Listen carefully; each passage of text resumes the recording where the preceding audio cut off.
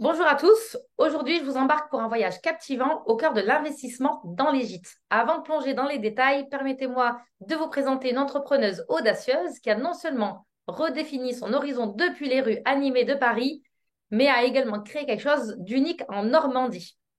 Vous vous demandez comment Christelle a réussi à transformer son rêve en une réalité rentable et épanouissante. Restez avec nous pour le découvrir. Si ce sujet vous intéresse, n'hésitez pas à liker, nous écrire des commentaires pour qu'on puisse répondre à vos questions, puisqu'on choisira quelques questions auxquelles nous répondrons sur un short prochainement. Donc, n'hésitez pas à nous transmettre des questions, soit par mail à l'adresse de contact qui est notée ici, ou alors directement en commentaire YouTube. Est-ce que tu peux te présenter pour que les gens puissent connaître un petit peu ton parcours et pourquoi avoir investi sur un gîte? Oui, bonjour à tous. Donc effectivement, je suis une ancienne Parisienne où je faisais avant de l'immobilier en transaction. Et puis, comme tout Parisien un peu étouffé par la ville et besoin d'espace, on a fait le choix d'investir dans une maison à la campagne, en Normandie, pour avoir plus d'espace, plus de verdure, mais dans un premier temps en secondaire. Et nous est venue l'idée en fait de louer cette maison en gîte pour, dans un premier temps, payer tout ce qui était charges, les éventuels impôts, l'entretien de la maison et ainsi de suite. Et puis, il s'est avéré qu'on a eu finalement la bonne surprise d'avoir une forte demande. Et donc, on a donc transformé cette résidence secondaire en un projet professionnel. Et donc, maintenant, le gîte est disponible constamment à la location. Accrochez-vous car vous êtes sur le point de découvrir comment Christelle a transformé sa vie grâce à un investissement immobilier qui allie rentabilité et style de vie. L'investissement locatif offre non seulement des rendements financiers attractifs, mais il peut également redéfinir votre mode de vie. Et nous allons explorer du coup avec Christelle comment elle a saisi cette opportunité. Alors donc du coup, comment ça s'est passé? Enfin, ça a été plutôt une bonne surprise. L'avantage en fait du gîte que nous avons actuellement, c'est qu'il est bien placé, puisqu'en Normandie, on n'est pas très loin de Paris, on est un peu central entre Paris et puis toute la région ouest, Bretagne, Nantes et ainsi de suite. Donc comme c'est un gîte de grande capacité, ça permet aux groupes et aux familles de se retrouver, puisque maintenant chacun habite un peu aux quatre coins de la France. Mhm. Donc, principalement, on a beaucoup de regroupements au niveau du gîte et c'est donc des regroupements familiaux ou entre amis. De plus, avec le Covid, je pense qu'il y a eu encore plus ce besoin de se retrouver, puisqu'on a tous été isolés à un moment ou à un autre. Et en fait, après, ce qui est important, c'est effectivement d'avoir quelque chose en bon état, avec une décoration qui est quand même soignée et que le gîte soit vraiment très propre au niveau intérieur. C'est ce qui vous permet d'obtenir des bons avis et donc de pouvoir être recommandé auprès de d'autres personnes. Est-ce que tu as une expérience marquante depuis le début de ton investissement? Ce que j'ai de plus marquant, c'est que j'ai des personnes qui reviennent chaque année. Je commence à avoir une clientèle fidèle.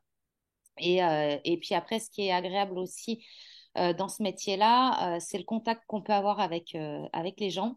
Et donc, j'ai pu nouer des belles relations avec certains des voyageurs. Dis-nous comment tu as géré la gestion à distance depuis Paris et les défis que tu as dû relever. Alors du coup, déjà au niveau de la communication, donc je suis passée par différentes plateformes pour pouvoir commercialiser le gîte. Donc notamment Airbnb, je travaille aussi avec Gîtes de France. C'est mes principaux supports par lesquels je loue le gîte. Et puis, j'ai également créé une page Google au nom du gîte aussi. Donc, la gestion, elle n'a pas été simple depuis Paris, puisque en fait, je faisais des allers-retours 2 fois dans la semaine entre Paris et la Normandie pour pouvoir accueillir les voyageurs, pouvoir remettre le gîte en état pour les futurs voyageurs et puis être là au moment du départ aussi. Donc c'est vrai qu'à distance, ça n'a pas été simple. Maintenant, il existe des services de conciergerie qui peuvent gérer à notre place. Moi, j'ai fait le choix où je voulais gérer tout de A à Z. Mais voilà, après, il existe d'autres solutions pour ne pas avoir à faire tous ces déplacements que j'ai pu faire. Christelle, est-ce que tu as des conseils à donner aux personnes qui souhaitent se lancer dans un investissement sur un gîte? Peu importe en France, on a compris que la localisation était importante, qu'il fallait avoir des partenariats, qu'il fallait bien sûr tout prévoir. Quel que soit l'investissement locatif, il faut toujours préparer de façon théorique son projet avant de se lancer. Partage-nous des conseils, justement, des choses que tu ne ferais plus ou que tu aurais pu faire avant. En tout cas, voilà, des conseils pour aider les gens qui nous écoutent et qui veulent se lancer. Avant de laisser la parole à Christelle, n'oubliez pas de vous abonner et de liker la vidéo pour nous encourager. N'hésitez pas aussi à nous faire parvenir des sujets qui peuvent vous intéresser, sur lesquels vous souhaitez que l'on échange ou vous informe. Bah, déjà, dans un premier temps, quand on se lance dans ce type de projet, il faut définir déjà le type de clientèle qu'on souhaite avoir. En fonction de la capacité, en fonction, est-ce qu'on recherche quelque chose de plus familial, quelque chose plus avec des jeunes. Enfin, il faut que le projet soit défini pour après adapter en fait le bien euh, aux voyageurs qu'on va avoir. Donc, ce qui est important quand on donc il y a la localisation, c'est ce qu'on a dit. Il va y avoir effectivement la surface du logement en fonction de la capacité qu'on souhaite lui donner. Après, il faut faire attention parce que quand on est sur des capacités supérieures à 15 personnes, on a des obligations en fait qui sont quand même assez importantes puisqu'on devient établissement recevant du public. Donc, il y a plein de normes à respecter sur les normes pour les personnes à mobilité réduite, sur les normes de sécurité, donc tout ce qui est alarme, anti-feu, les portes coupe-feu et ainsi de suite. Donc, l'investissement est beaucoup plus lourd après sur effectivement des gîtes avec des plus grosses capacités au-delà de 15 personnes.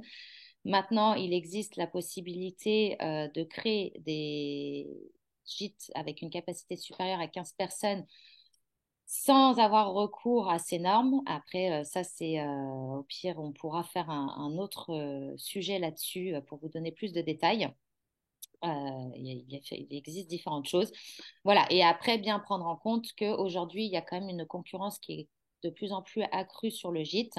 Nous, on le voit en Normandie, hein, beaucoup ont ouvert entre le moment où nous, on a commencé et maintenant. Donc, il faut aussi se différencier de sa concurrence, bien étudier sa concurrence, voir les tarifs, voir ce qu'ils font et essayer de proposer des choses nouvelles, des services supplémentaires pour pouvoir avoir des réservations. Ouais. En ce qui concerne l'investissement dans un gîte, il faut faire attention, c'est pas les mêmes frais engagés que sur un investissement locatif classique, puisque aujourd'hui, certes, on va louer un montant qui va être plus rentable que sur une location classique, avec un abattement fiscal plus intéressant. Néanmoins, il y a les charges, toutes les charges à supporter qu'on ne supporte pas dans un investissement d'habitation classique avec un locataire, avec un bail classique de 3 ans. Donc voilà, juste bien faire attention et de bien calculer sa rentabilité en tenant compte de tous les frais qu'il y a derrière pour que ça soit rentable. D'accord. Oui, dans les frais aussi, les travaux, Les l'aménagement. travaux, la communication, l'aménagement, le remplacement des fois des choses qui peuvent être endommagées, euh, les impôts, hein, parce que malgré tout, il y a des impôts, il y a tous les frais de chauffage, les impôts fonciers et ainsi de suite. D'accord. Merci Christelle de nous avoir éclairé sur ce sujet, de nous avoir partagé tes précieux conseils. Merci de nous avoir écoutés. N'oubliez pas de liker et de vous abonner pour être informé sur d'autres sujets qui peuvent vous intéresser. À bientôt. À bientôt.